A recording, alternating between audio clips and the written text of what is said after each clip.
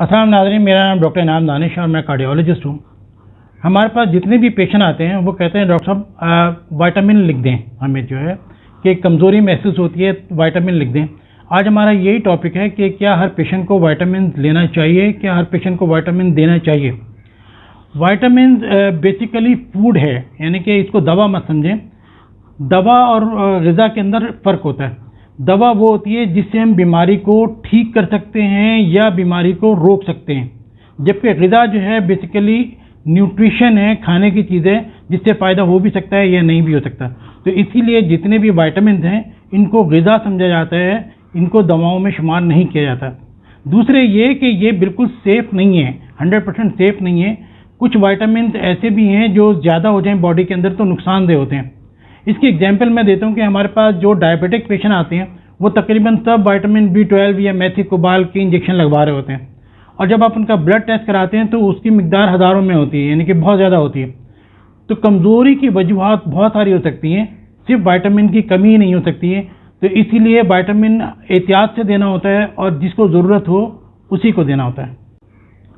Vitamin chemicals होते हैं, ये हमारे मेटाबॉलिज्म को, हमारे जिस्म में जो कीमियाई अमल हो रहा होता है उसको प्रमोट करते हैं, उनकी बेहतरी के लिए काम करते हैं ये विटामिन। तो विटामिन की जो डिस्कवरी है, समझे कि 1913 से लेके 1948 के दरमियान ये सारे विटामिन दरियाफ्त हुए हैं। लेकिन कमर्शियली अवेलेबल जो इस वक्त आप देखते हैं मार्केट में बॉटल्स भरमार होती है मेडिकल स्टोर के ऊपर, ये इसका ट्रेंड शुरू हुआ है 1950 से। उसके बाद से लोगों ने विटामिन लेना शुरू किए। विटामिन के अलावा और भी चंद चीज़ें हैं, यानी कि समझे कि 13 के करीब 13 विटामिन डिस्कवर हुए हैं और 15 मिनरल्स हैं जो धात होती है या मादनियात जिसको हम कहते हैं।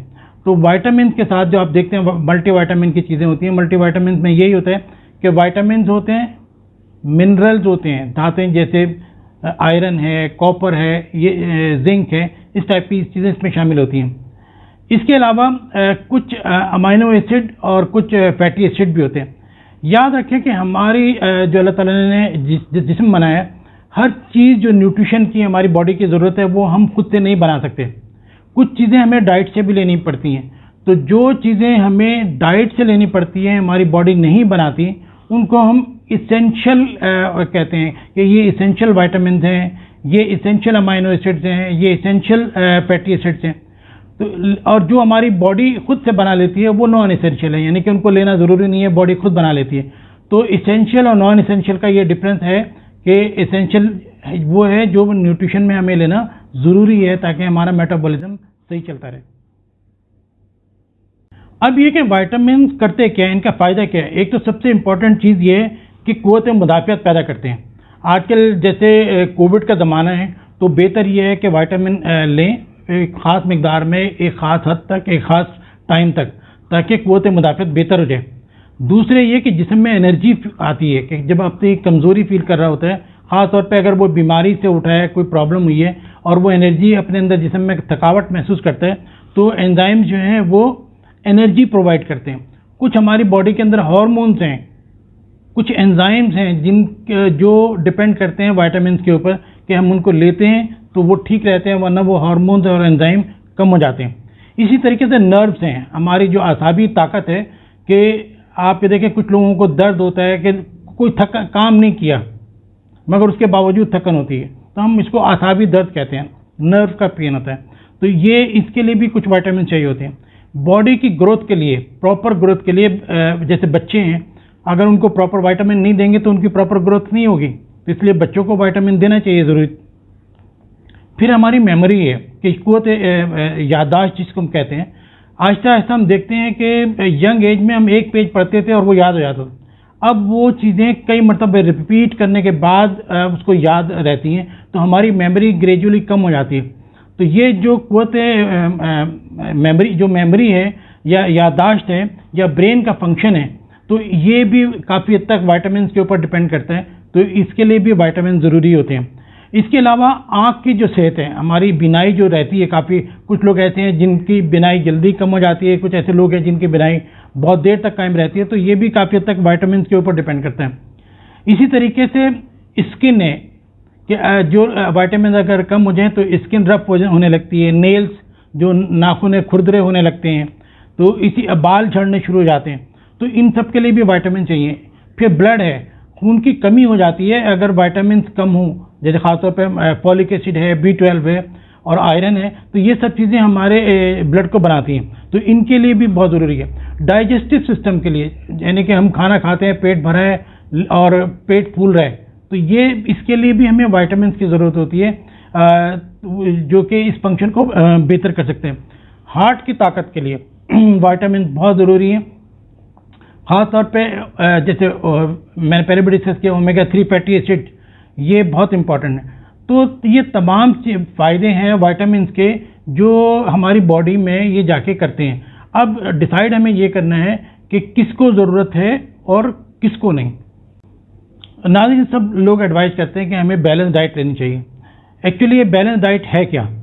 बैलेंस डाइट WHO कहती है कि 50% आपकी प्लेट के अंदर सब्जी और फ्रूट होना चाहिए और बाकी 50% के अंदर ग्रेन, यानी कि जैसे गंदम है, ये चावल है, प्रोटीन, गोश्त, बीफ, मटन, चिकन, फिश जो भी है, और डेयरी प्रोडक्ट, दूध या दही, ये सब।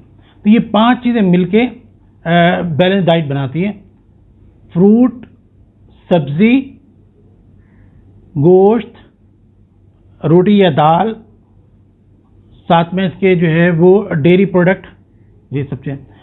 अब जो चर्बी चिकनाई है वो हमें डेयरी प्रोडक्ट से मिल जाती है, उसमें विटामिन डी भी मिल जाता है, कैल्शियम भी मिल जाता है, और साथ में जो है वो चिकनाई जो है वो डेयरी प्रोडक्ट जो आती दूध या दही से हासिल हो जाती है, उसको अलग से लेने की ज़रूरत नहीं है।